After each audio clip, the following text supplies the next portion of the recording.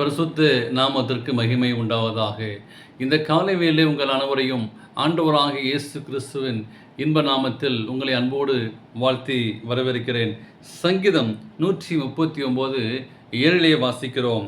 இப்பொழுதும் ஆண்டவரே, நான் எதற்கு எதிர்பார்த்திருக்கிறேன், நீரே என் நம்பிக்கை. இந்த நாளிலே நாம் படிக்கின்ற சத்தியமானது, குழப்பங்கள் மறைந்து போம்.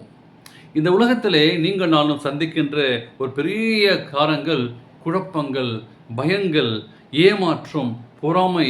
இந்த உலகத்திலே நீங்கள் நானும் வாழ்ந்து கொண்டிருக்கிறோம். அன்றாடம் ஏற்படக்கூடிய பிரச்சனைகள் என்ன என்பதை பார்க்கும்போது நம்முடைய மனதை ஒவ்வொரு நாளும் அது சோர்ந்து போக பண்ணுகிறது. ஒருபோதும் நீங்கள் நானும் அதை அனுமதிக்க கூடாது. ஏனென்றால் பிசாசானவன் நம்முடைய மனதை கெடுத்து கொண்டிருக்கிறான். இல்லை என்றால் எப்பொழுதாவது நம்முடைய மனதில் ஒரு கவலை நம்மளை வருத்தி கொண்டே இருக்கும். அது உள்ளதிலே அது உறுத்தி கொண்டே இருக்கும். ஆனால் நம்முடைய சோர்வடைய செய்வதற்கு ஏதாவது ஒரு கவலை நம்முடைய வாழ்க்கையில் இருந்து கொண்டே இருக்கும். நம்முடைய வாழ்க்கையை நாமே அமைத்துக் கொள்வதுதான். நாம் எவைகளை எதிர்பார்க்கிறோமோ அவைகளையே நாம் கண்டறிவோம். ஒருவேளை வருத்தத்தையும் கஷ்டங்களையும் பிரச்சனைகளையும் போராட்டங்களையும் எதிர்பார்ப்போமானால் அவையே நம்முடைய வாழ்க்கை முழுவதுமாய் இருக்கும் என்பதை பிசாசு அது நம்முடைய அப்படிப்பட்ட கவலையும் கஷ்டங்களும் நம்முடைய வாழ்க்கையை ஆக்கிரமித்துக் கொள்ளும். எனவே தேவனுக்கு பிரியமான பிள்ளை, மாறாக தேவனுடைய வாழ்க்கையை அந்த வெளிச்சமான பக்கத்தை நீங்கள் நானும் எதிர்பார்த்து பழகிக்கொள்ள வேண்டும். அது நம்முடைய வாழ்நாள் முழுவதும் நம்முடைய வாழ்க்கையிலே சந்தோஷத்தை கொடுக்கும். உலகத்தோடு ஒத்து போய் உலகத்தை போல இருக்க நீங்கள் நாளும் ஆசைப்படுகிறோம். அநேக நிலை நம்முடைய மனங்கள் பாரம் சுமந்து போகிறது, பாரமாக இருக்கிறது, கஷ்டமாக இருக்கிறது. காரணம், அப்படிப்பட்ட காரியம் உலகத்திற்கு ஊழியம் செய்யவே ஆசைப்படுகிறார்கள். அந்த பழக்க வழக்கங்களிலிருந்து நீங்கள் நானும் நீங்க வேண்டும். இதனாலே அந்த குணங்கள் கெட்டு போய் அந்த வாழ்க்கை சோர்ந்து நிற்கிறது. உலக பிரமாணத்திலே போகும்போது நம்முடைய வாழ்க்கை முழுதுமாய் கெட்டு போகிறது, சோர்வடைந்து போகிறது.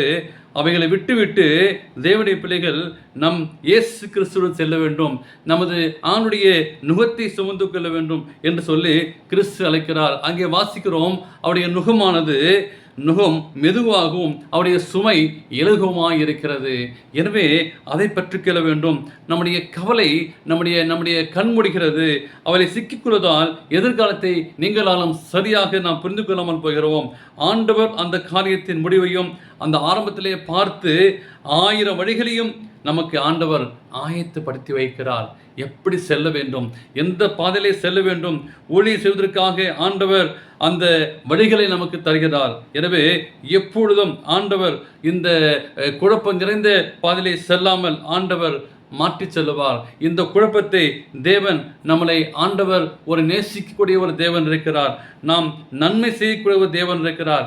நம்முடைய பிள்ளைகள் எதிர்பார்த்து குறித்து நீங்கள் நாளுமாக கவலை வேண்டாம். ஏனால் ஒரு அன்பான குழந்தை, ஒரு அன்பான பெற்றோர் எப்படி நம்புவதை போல நம்மளோடு சேர்ந்து நம்முடைய பிதாவானவர் நாம் நிச்சயமாக நம்பும்போது ஆண்டவர் நன்மையான பாதையை காட்டி தருவார். அப்படியேப்பட்ட ஆசீர்வாதத்தை பெற்றுக்கொள்வோம்.